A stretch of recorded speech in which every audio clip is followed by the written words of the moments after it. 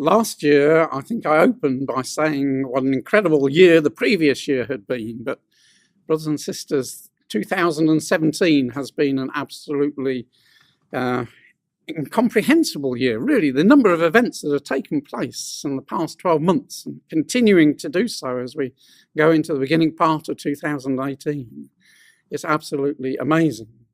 And yet we aren't amazed, are we? Because we know the angels are working to bring about God's purpose.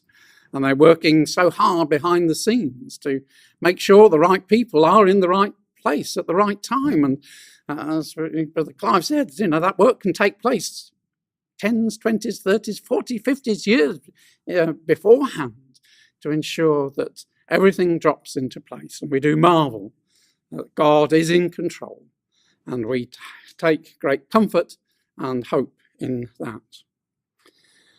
Well, an awful lot has happened, so obviously we've got to concentrate. So I thought we'd take the two themes which form the cover on Milestones this year, featured two incredible things. The first was Mr. Juncker's speech, State of the Union speech, whereby he set forward the dream that he had of the United States of Europe, with its army able to stand on its own feet in defiance of America. And the Daily Telegraph cartoonists picked it up and depicted it as a Roman emperor addressing his citizens. And that was so spot on, because we know that what is happening in Europe is the forming of the beast.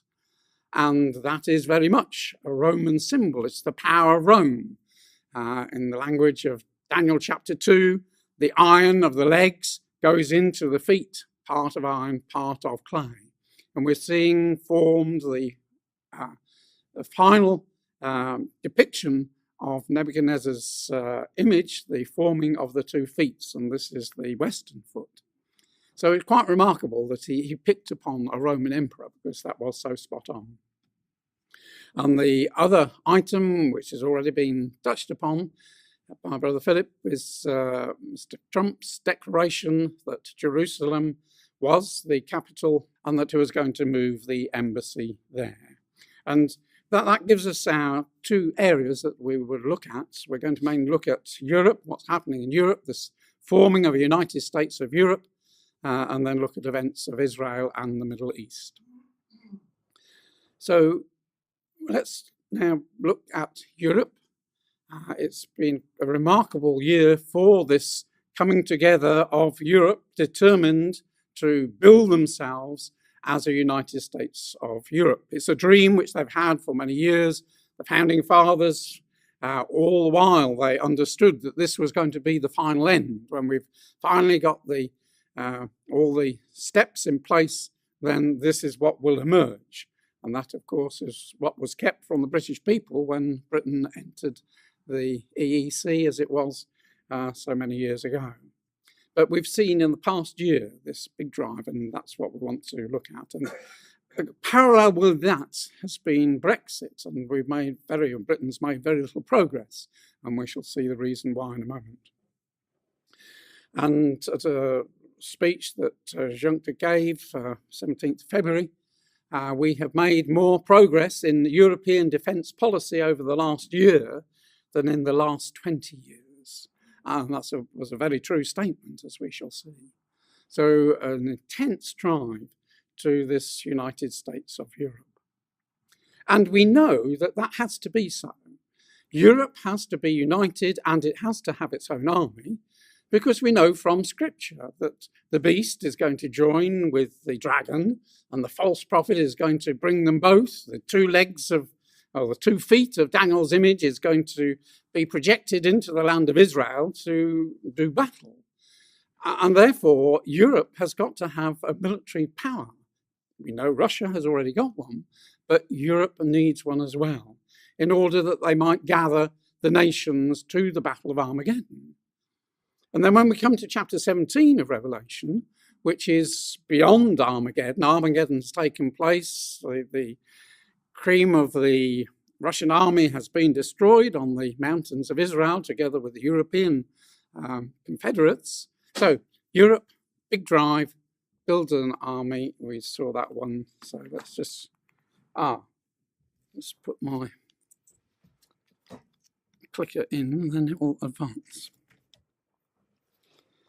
So we looked at that. So yes, we looked at Revelation and saying that it is necessary that not only Russia, the dragon, has to have an army, but also the beast has to have an army. And when the dragon has been destroyed, then it is the beast in Revelation chapter 17 that is making war with the Lamb. So we expect to see Europe as a common entity, a beast system, a Holy Roman Empire revived with its own army and military might. So in the terms of Daniel's image, as we said, we've got these three elements at the time of the end.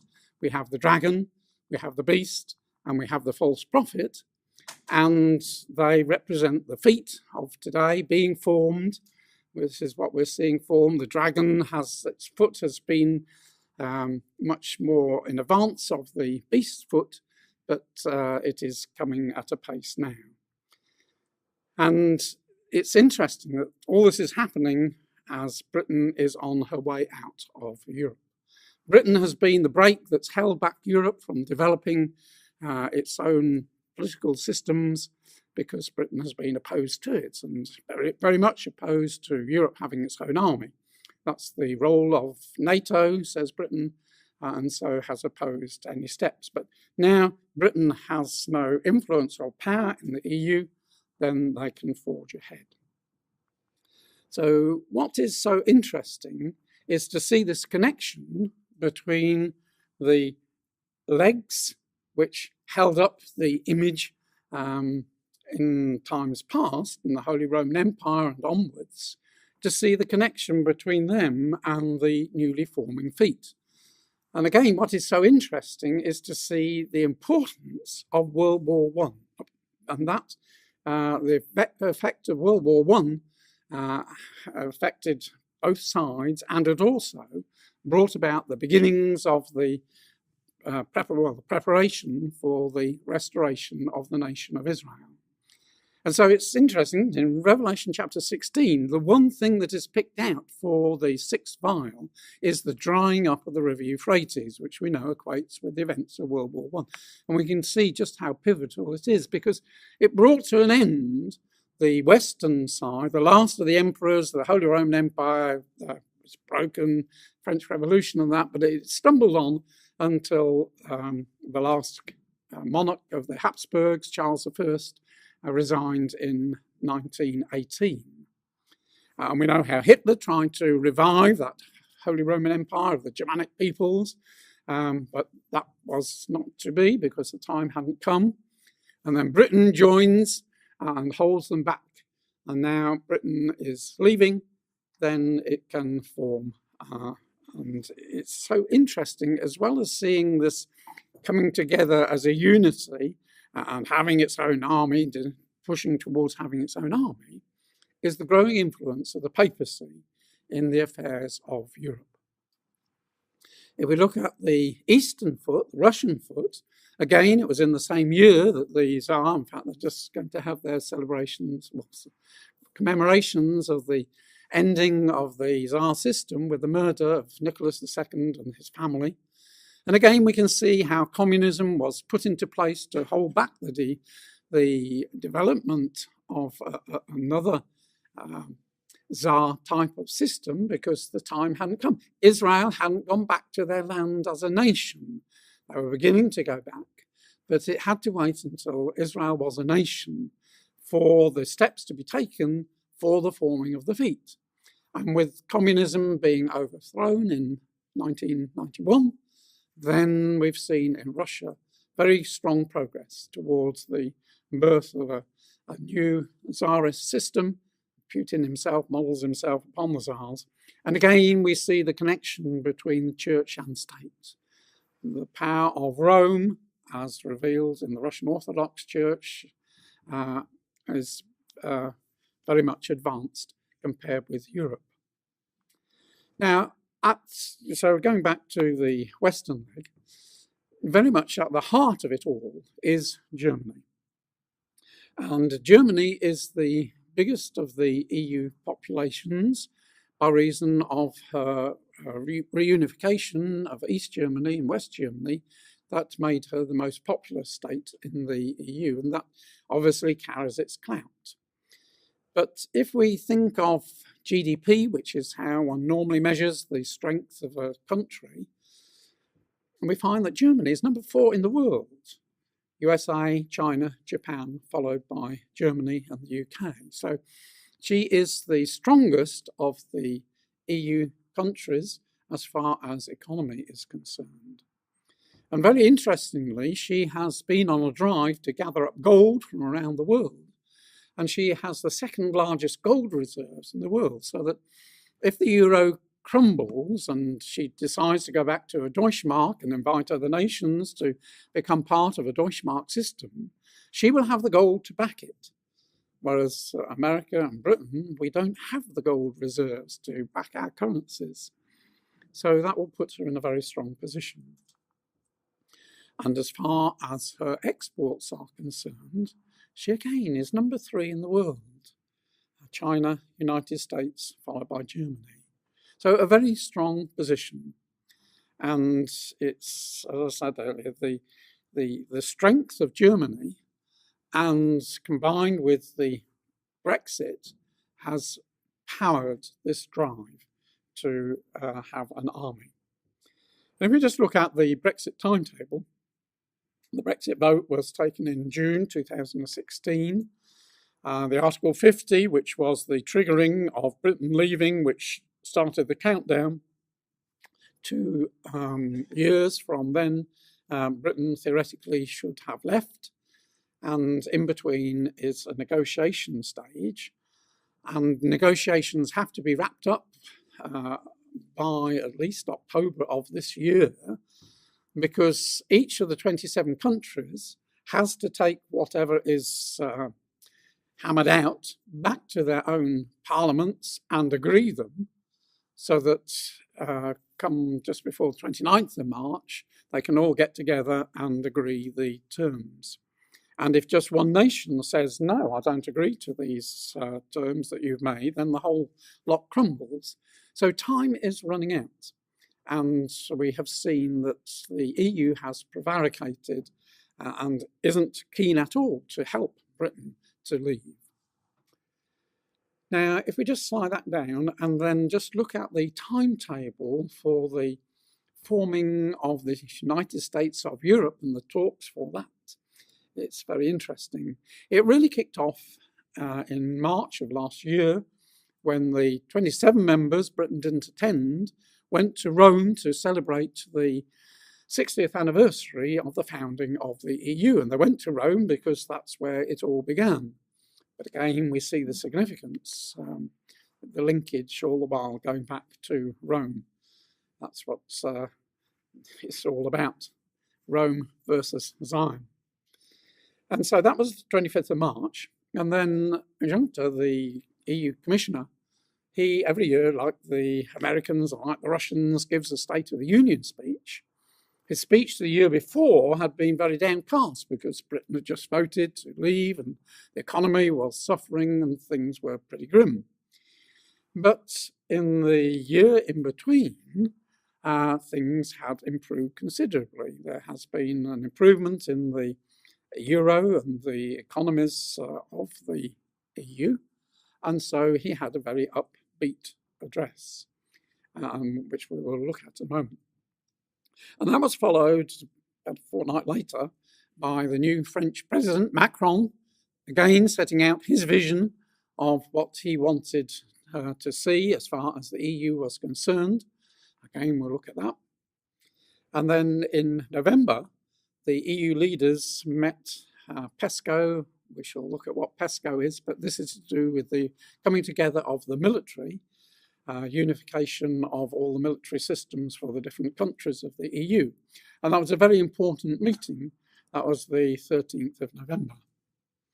And then in January of this year was the 55th anniversary of the Merkel-Macron, well, it wasn't 55 years ago. I can't even think of the leaders, but they came been de Gaulle's day, wouldn't it? They came and buried the hatchet between France and Germany, no longer rivals. They were going to pull together and going to build a peaceful Europe. And so on this 55th anniversary, Merkel and Macron came together and pledged that they were going to build upon those foundations. And then the 16th of February was the Munich Security Conference. All these we shall look at, and so that will have more meaning in a moment. And then the first PESCO meeting was on the 6th of March, just this week. And again, a very important meeting that was. So we can see there's this acceleration of things happening, driving Europe onwards to form this union. So let's go back to that meeting, 25th of March last year, the 60th anniversary of the founding of the EU in Rome. Now, they put forth at the end of that a declaration of where they were planning to go. And this is a summary of that declaration. John Redwood is one of the UK MPs. He writes a daily diary on EU matters, fascinating thing. I put quite a lot of his little bits in snippets. But he summed it up. The Rome Declaration says that the construction of European unity is a bold, far-sighted endeavour. So the whole drive of this declaration was we're going to be more united than we are now. So his comment was, now we know what the EU wants without the UK. The Rome Declaration, signed last weekend, sets out the full scheme for the Union. It is, as Eurosceptics described. As the Declaration says, we have built a unique union with common institutions and strong values. Unity is both a necessity and our free choice. Our union is undividable and indivisible. A stronger Europe in the global scene, committed to strengthening its common security and defence with a common defence supply industry. He says it was the creation of a large new state, after all. That's what the founding fathers wanted. They knew they had to do it secretly because people wouldn't swallow it whole, but step by little step, they have come to where they want to. So that was followed by Juncker's State of the Union speech, which was headed, Catching the Wind in Our Sails. We're beginning to move. Now, the fascinating thing is that when one looks at continental cartoons of Brexit, it's a picture of Europe leaving Britain behind. It's Europe that's sailing away from Britain. Whereas when the British look at it, they are looking at Britain sailing away from the EU. It's just the two different concepts. But the wind is in our sails. We're making progress. Let's move on. And this is just a summary of some of the points that he made in his speech, that East and West Europe must breathe with both her lungs, the Balkans and the whole of Europe must be united. We need, by 2025, a fully fledged European Defence Union, stronger bonds in economic and monetary union. Everybody's got to join the euro, no opt-outs in the future. And as just a passing thing, no EU membership for Turkey for the foreseeable future. And that led to the cartoon in the Telegraph of him making his vision, his State of the Union vision. As I say, a fortnight later, Macron, newly elected, young man, full of energy, determined to make big changes in France, which he's managing to push forward so far. It's got a long way to go. But again, his emphasis, he wants to see a Europe with a profound transformation, deeper political integration. They're now much more open about it. We are one nation. We've got to integrate. And one of his schemes for achieving that is that students in the future EU should go to universities in other countries, learn other languages, but get to feel that they are not French and German and Italian, we're Europeans. This is what they're pushing for. and is even calling for pan-European political parties. So when they have the European parliamentary elections, each country sends their representatives, but he wants, in addition to that, to fill the gap that's going to be left when Britain withdraws, to fill that gap by parties which represent the whole of the EU. It's just fascinating how quietly and step by step and stealthily they're going that way. Deeper Euro integration he wants, and a European defence force. So Stratfor summed up those two speeches, which had come very close together. The grand plans to renew the European Union, both speeches have served their purpose to jumpstart discussions of deeper integration and to outline the grand plans for reform that Europe so desperately needs. So Stratfor and America recognised that Europe was intent and was working to building this European Union of a political union. And sure enough, they are pressing ahead. So on the 13th of November of last year, the heads of government, the 27, Britain wasn't involved with this because she was leaving, but the other members, with one or two exceptions, little countries, they took this historic step. It was headlined towards a united military. The problem with Europe at the moment is that each country has their own standards. So if you're building a tank, well, you have a German tank, you have a French tank, you have an Italian tank, and of course that leads to great costs. So this PESCO is to unite and we'll have one tank and we'll all build that model. And PESCO, which is Italian for a peach tree, they put soft outside as a peach but has a stony heart. It is from the initials permanent structured cooperation. So they're all cooperating together and setting out the standards for the military of the future. Now, of course, this is something which is of great interest to Britain.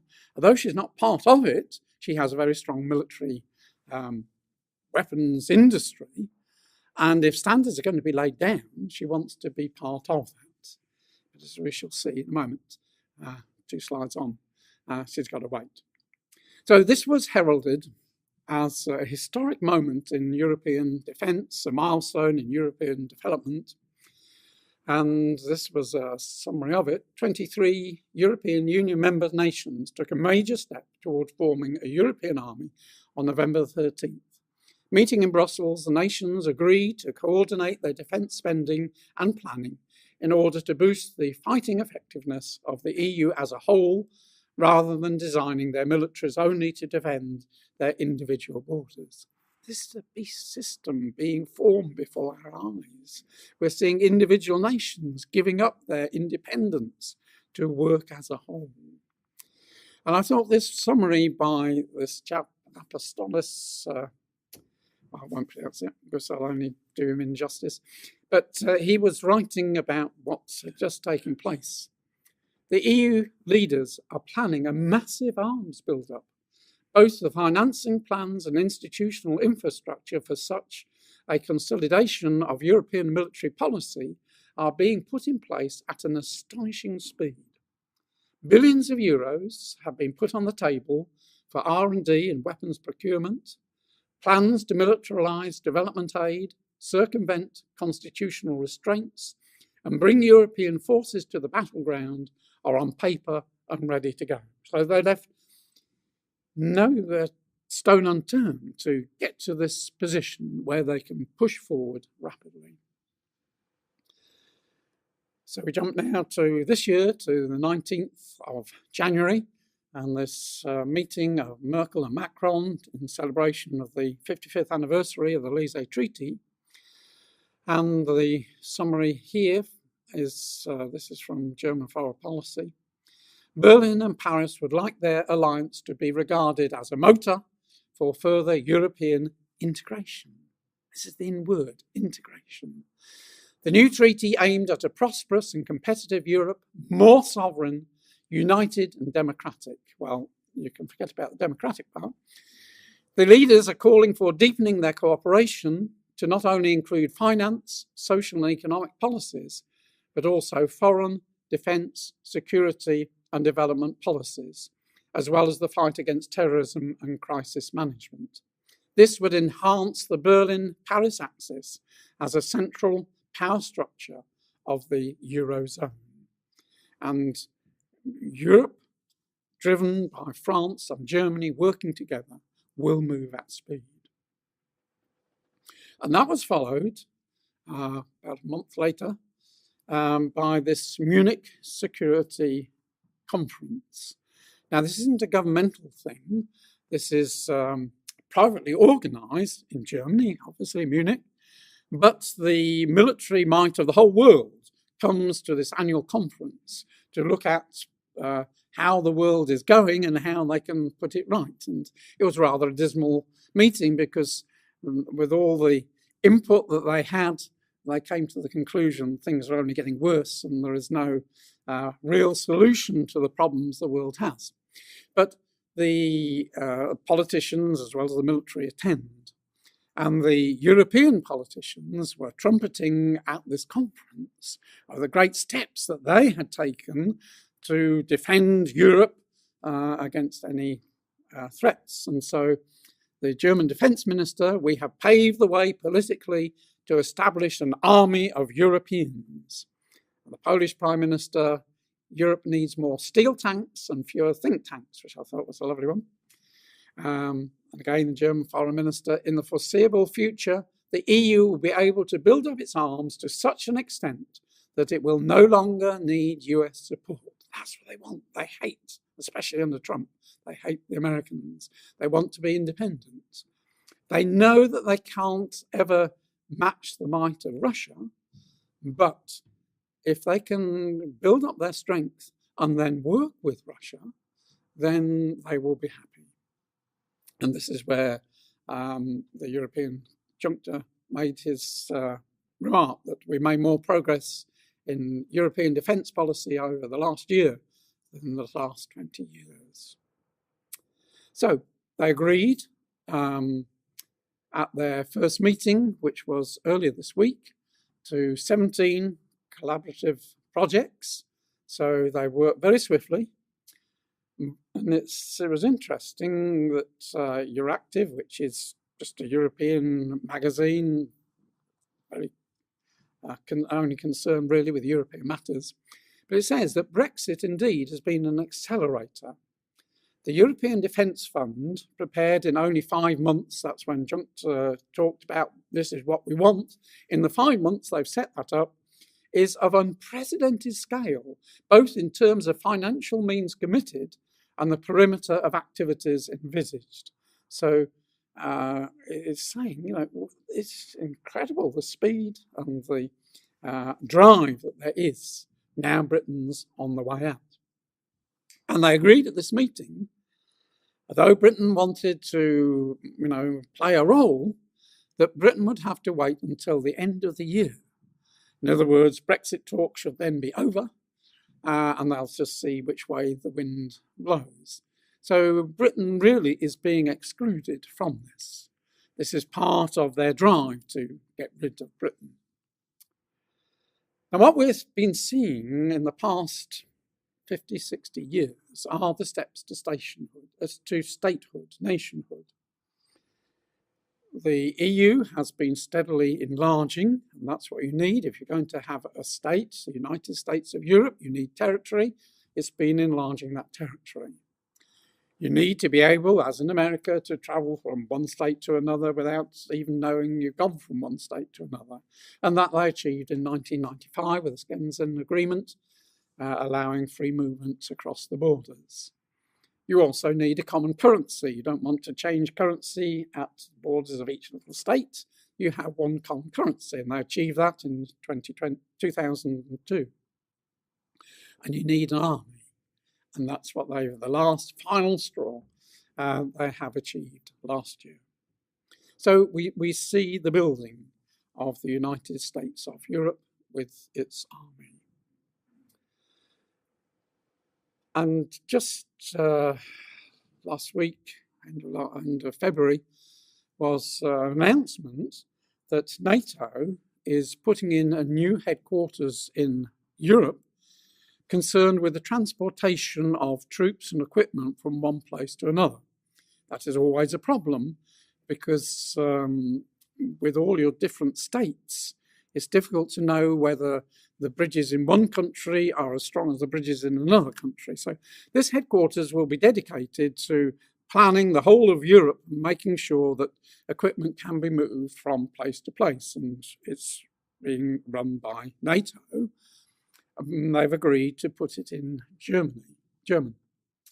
But the interesting thing is that the German army is going to have such control over it that they will be able to use the equipment and the things that NATO has put in for their own use, which I think is rather cheeky, but rather remarkable that Germany has that clout now as far as NATO is concerned. So it'll just get absorbed into this new European army.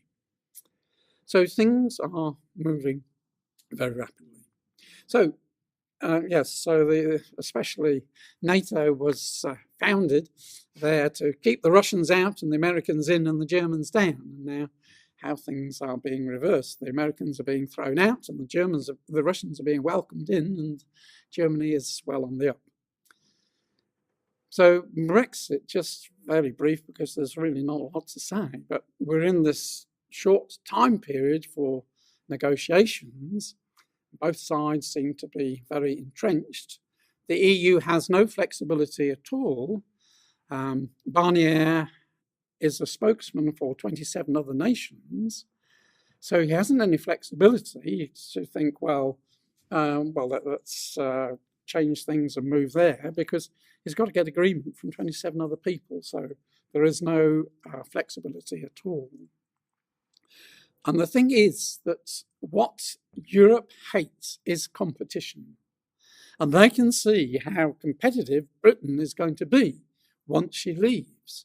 And they're in great fear of Britain having a competitive advantage.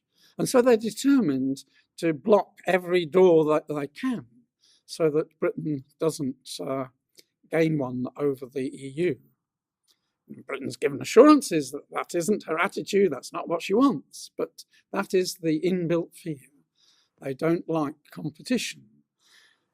See, Britain is going against their dream of this union, because Britain said, no, we're not interested in political union, and Britain's not interested in their army. So the very things that lie at the heart of the EU, Britain's not interested in. So their attitude is, well, get out and paddle your own canoe. We're not going to help you. The EU's goal is to avoid giving the impression to other EU citizens that to be outside is more interesting than to be inside. That's what they fear, because there's a lot of other EU nations that would love to follow Britain's example. So they're going to make it as difficult as possible. And just this week, I was reading that Australia is very keen that Britain should join the Trans-Pacific Partnership. The EU has been trying to join that, but hasn't succeeded. But Australia says, we want Britain, as soon as you can, to join. So that will give her access to Australia, New Zealand, Japan, and a lot of the Asian states. And that will be, that's where the trade is. It's not in Europe, it's in Asia. So that will be an incredible step for Britain. So, they're going to stop that. And the Times had this to say last week: nothing, even the Brexit referendum vote, ever shakes its elite out of a fixation with political union and promoting those who advocate it. Juncker and Selmayr are wedded to protecting the rigid, legalistic, virtually Napoleonic structure of the EU. So we know that Britain's going to be in difficult times. She's friendly with America. They dislike Trump and what Trump stands for. And it's interesting that Trump, by putting up the barrier with steel and aluminium, putting tariffs on imports, is driving a wedge between America and the EU. Trump has said that those who are friendly to America won't have to pay those tariffs, and those who pay their contributions to NATO won't have to pay. So Britain's in this cleft stick. As long as she's in the EU, she'll have tariffs. As soon as she leaves, then she'll be tariff-free. So again, pressure for Britain to get out as soon as she can. But who's this Selmayr? Is a new name just recently sprung up, but this is the gentleman, as this little bit says, his long shown disdain and disregard for the traditional workings of the Commission, earning him the nickname Monster of Berlaymont. He is the man that got Juncker into his position. He's the man that worked behind the scenes. And just a fortnight ago, he soared from an almost nothingness. He had a lot of power, but no title, to top of the tree as far as the EU workers behind the scenes are concerned. And it's quite a fascinating story. Selmayr may be German, but the move that landed him the top job is known in the world of civil servants by the French term parachutage, whereby a well-connected appointee effectively dropping out of the sky into a plumb post.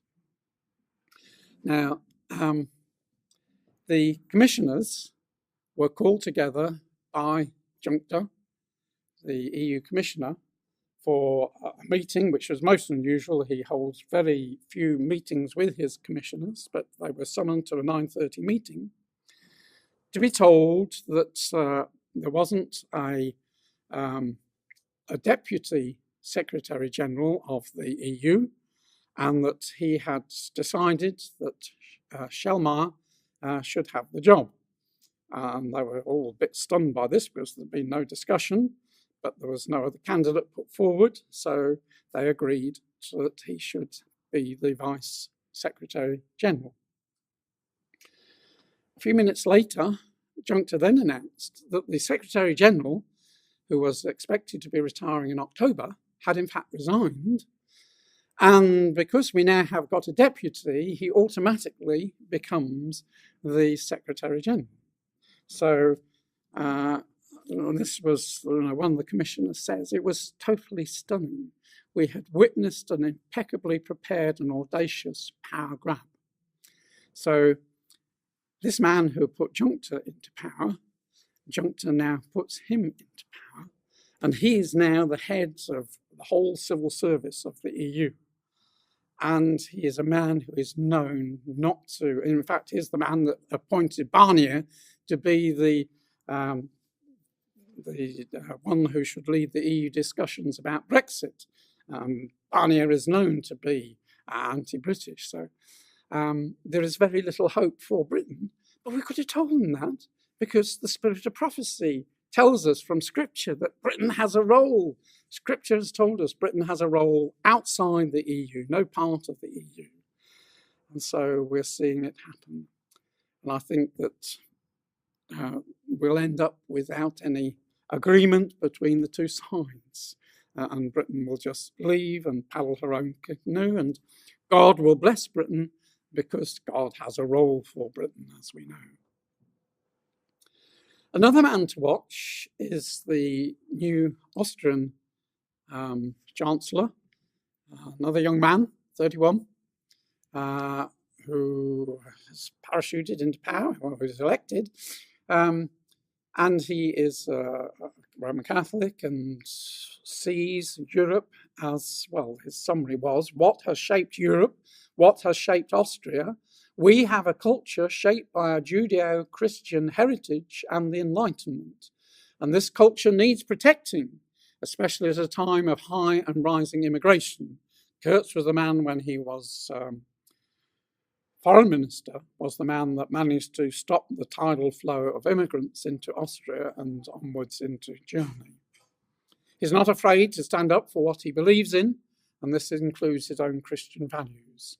Kurz has surrounded himself with a close circle of dedicated team members, several of whom are practicing Christians. and we shall see a few slides on. He pops up in Russia and is very friendly with Russia. So it's fascinating to see the false prophet and the beast and the dragon, how they cooperate together. The dragon and the beast are cooperating together.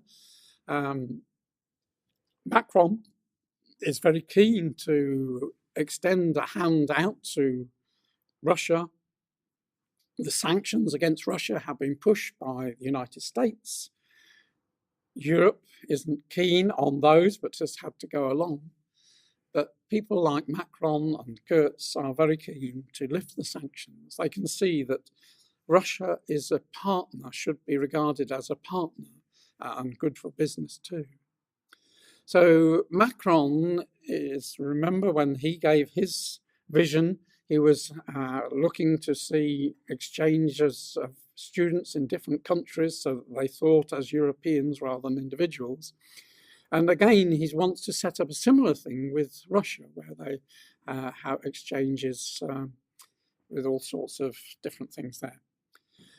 Also, of course, Merkel is very keen to work with Russia because she is dependent on the gas that is coming, and they're now planning to build a second duplicate line to double the amount of gas. There's been quite a lot of opposition from other EU members, but the tide is now turning, and the pipelines are already being planned and will soon be built. But as I said, Kurz was in Moscow very recently, last week, and he is Putin's newest ally, supports Russia's move to dominate Europe's energy market.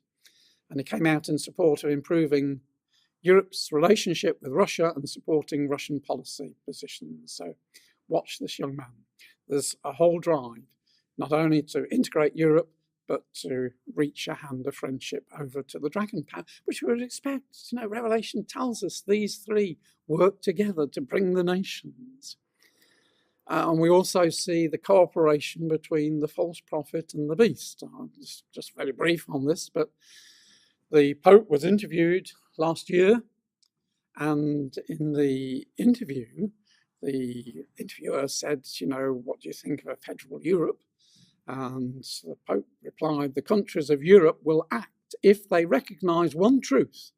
Either Europe becomes a federal community, or it will no longer count for anything in the world. And by federal, they mean this coming together, being united, acting in concert.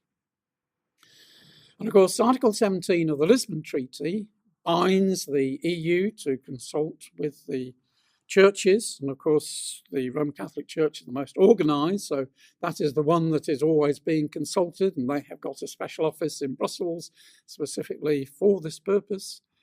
And so there is a lot of input behind the scenes. This new face of Europe, of being more having a social policy, that's all being driven by the papacy. And we also see the connection between the false prophet and the dragon. Again, just a very brief summary, but Putin has been to visit popes, John Paul twice, Benedict once, and Francis twice, as well as many phone calls which go between Putin and Francis. Pope Francis has played a huge role in this rapprochement with his approach to the Orthodox Church and his willingness to meet with Patriarch Kirill of Moscow. Relations between the Moscow Patriarch and the Holy See have been encouraged by President Putin. And again, this was a summary back in January from an Italian magazine. 2018 could be the year that Pope Francis makes a historic trip to Moscow. Two recent statements have confirmed the birth of a new diplomatic trend. The synchronicity between the Vatican and Vladimir Putin in terms of foreign policy is visibly growing. Pope Francis is in a hurry to go to Russia, and Vladimir Putin is ready to welcome him with open arms. And that will be a big step, binding the two legs. The papacy has got to bind the 2 feet together. So, Russia, again, only a few slides here. Time is well gone.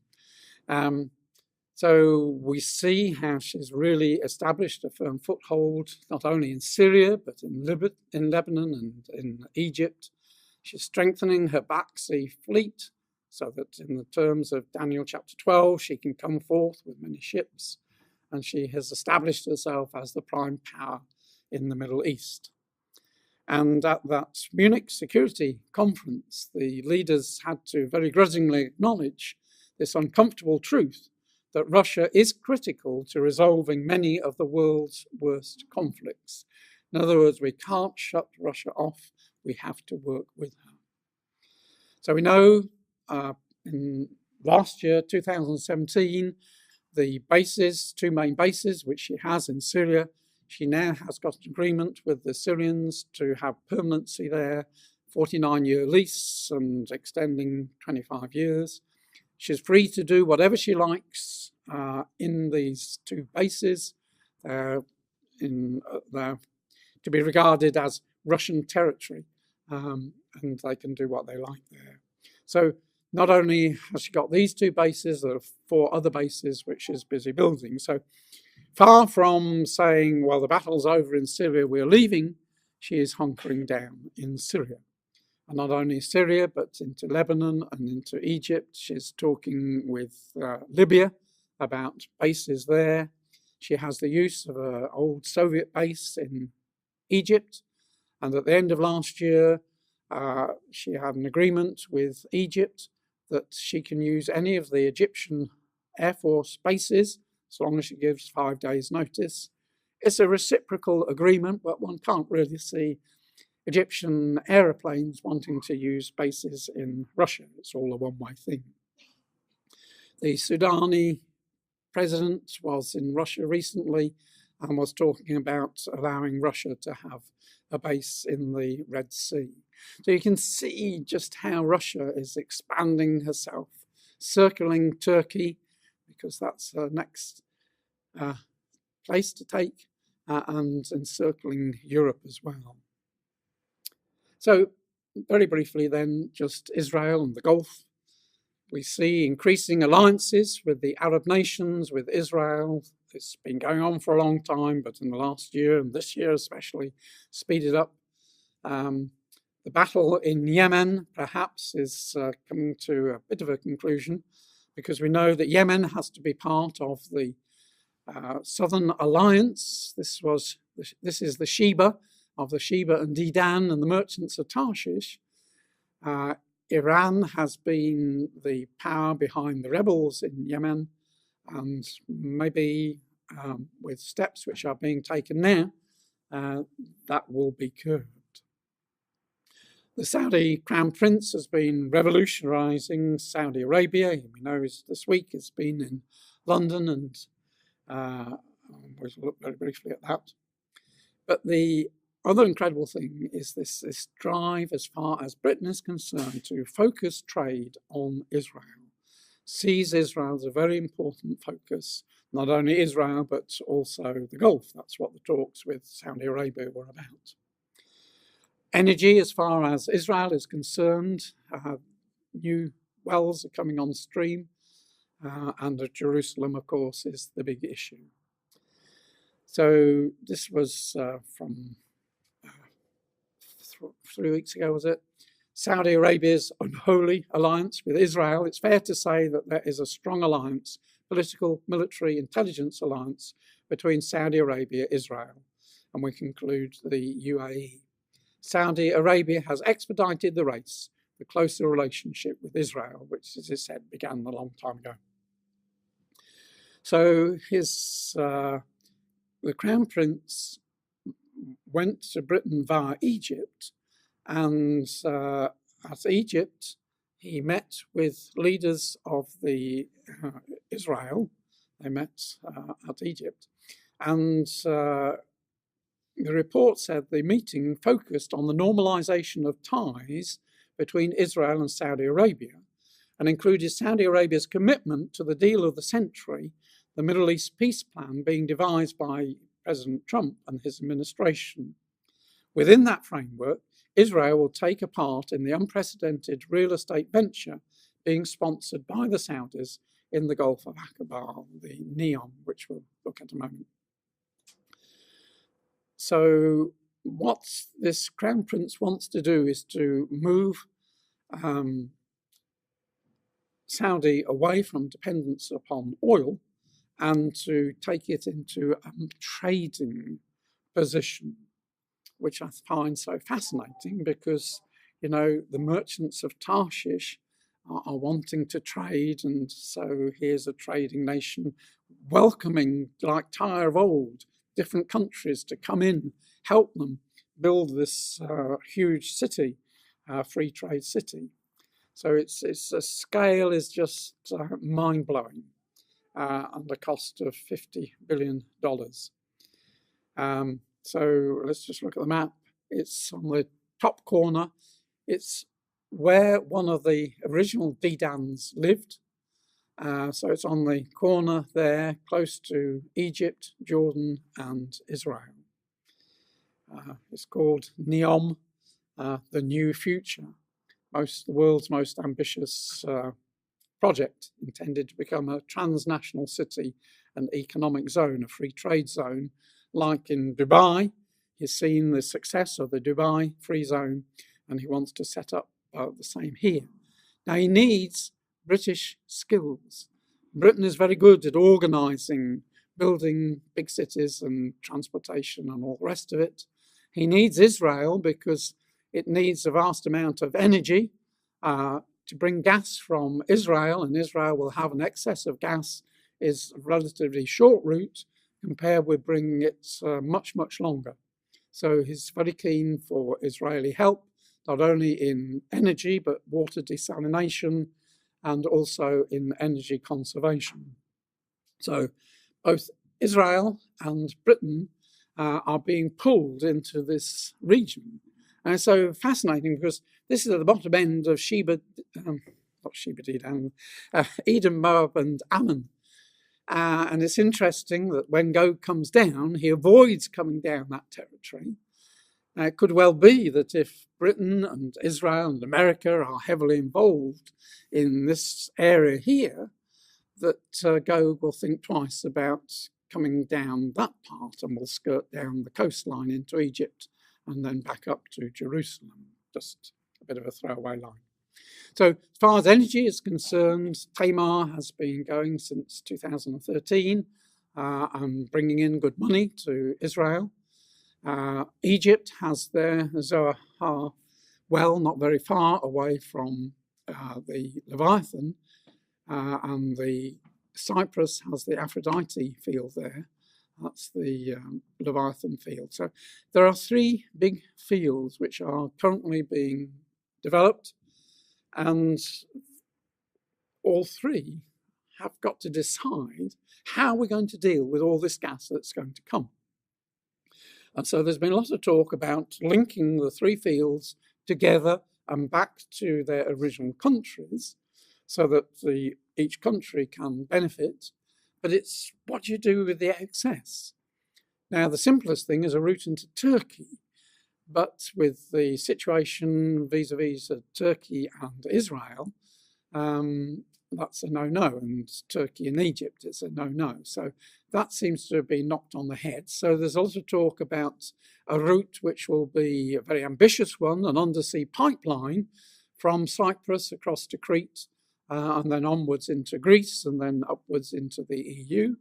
The EU is prepared to back that. It's spending EU money for all the research on the route of it, but it will be a very ambitious, it's very deep. The Mediterranean is very deep, and it will be a remarkable pipeline if it ever does get built. So that's one of the things that are being talked about. But at the moment, just suddenly in the last couple of weeks, 3 weeks, Egypt has agreed to buy gas from Israel. Quite a remarkable change. Sisi has set up that private companies can deal with Israel and not be penalised for it. There are 2 liquid gas plants in Egypt which are idle because there's no excess gas to turn into liquid gas. And so the idea is that they're going to buy gas from Israel to those, and the capacity of those could absorb Cyprus's as well as gas from their own Egyptian one. If that took place, that will be a remarkable cementing of friendship between Israel and Egypt, traditional enemies, but signed a peace talk many years ago, which has been a cold peace, but with all the other developments. And of course, Saudi Arabia is pushing Egypt to be more friendly to Israel. They can see the way the things are going. Another thing which is about to take off is a different approach. Instead of putting gas pipeline, which is very expensive to lay, is to lay an electric cable to bring gas ashore either in Israel or in Cyprus, and use gas turbines to generate electricity and then supply electricity to the EU instead of supplying gas. Now that's had a tremendous boost just very recently, that a firm, Quantum, are wanting to lay a subsea fibre optic cable to run from Israel across, linking up with all of Europe and ending up in northern Spain, which will then link up with the existing cable which runs across the Atlantic to America. So America will be at one end and Israel at the other of this high-speed fibre optics cable. Now, the idea is that if they lay this electric cable, they can lay this at the same time. And so for the first third of the journey, they can share costs. And so they're prepared to put in $200 million to lay this cable and to bring Middle East and Europe into the 21st century. As a country, Israel has been doing well. Her exports rose 5%, largely due to the gas coming from Tamar, and she's in good state. So Sheba, Dedan, merchants of Tarshish and all their young lions. And this again is the fascinating thing, that Britain, although she abandoned Israel, turned her back and said, get on with it, she's now being drawn back. And people like Mrs. May, who, because of her childhood being brought up as a clergyman's daughter, has an interest in Israel, and she is very keen. And the BICOM, which is the British Israel Communication Research Centre, it's up there, isn't it? Put out this fascinating pamphlet at the end of the year, talking about, after Brexit, the trade that Britain and Israel can do. Britain is a bit restrained at the moment. As a member of the EU, she can't do all that she wants to do. So they're laying the plans of how the trade can be boosted.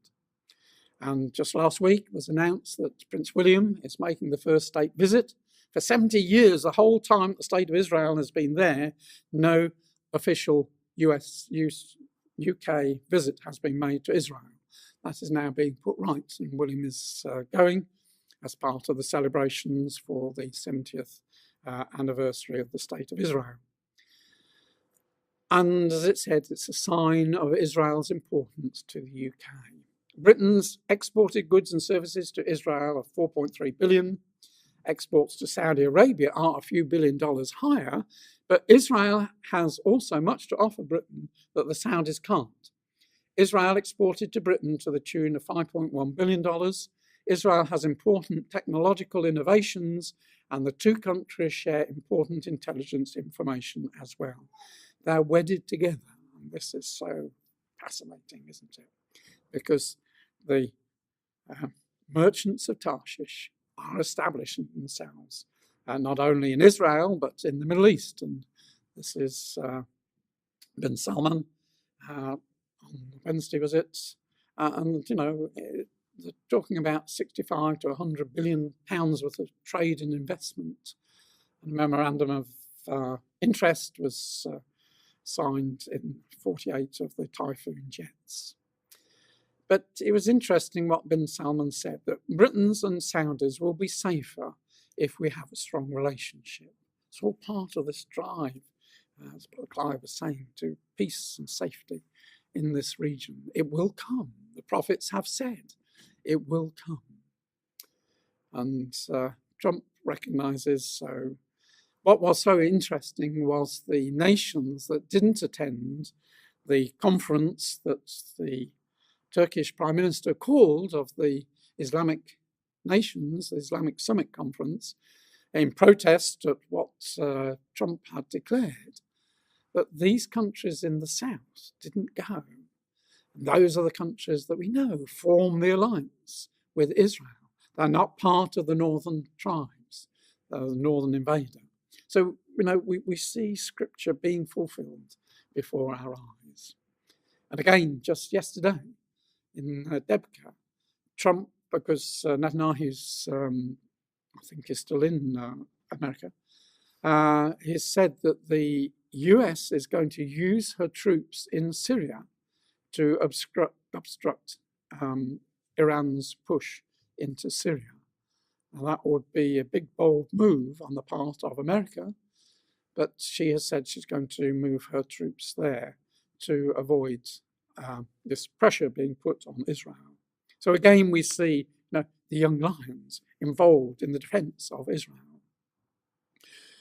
And also, if we just go back there, the Americans are intending to move troops into Saudi Arabia. Remember in 2003, under Bush, when the Gulf War took place, the Saudis said to the American troops, you've got to leave. Well, now they're wanting them to come back. So it is planned that this year America will move a lot of her troops back into Saudi Arabia. So not only Britain there, but the chiefest of the young lions, very busy in Saudi Arabia. Well, we've heard Nikki Haley, and the Vice President of America was addressing the Knesset in January. And again, he used biblical terms, biblical language. The winds of change already witnessed across the Middle East. Long-standing enemies are becoming partners. Old foes are finding new ground for cooperation. The descendants of Isaac and Ishmael are coming together in common cause as never before. So I'll just skip these. That was my exhortation. So that's the snippets. The snippets are the items that I gather off the news every week and send them off 2 or 3 times a week. But just send me an email for those. So I'm sorry with all the interruptions, we've gone on so long, but so much is happening, brothers and sisters. We should be of all men most excited because we see the hand of God working so openly among the nations, and the things which our forefathers, brethren, anticipated, we're seeing come to pass very rapidly before our eyes. Thank you.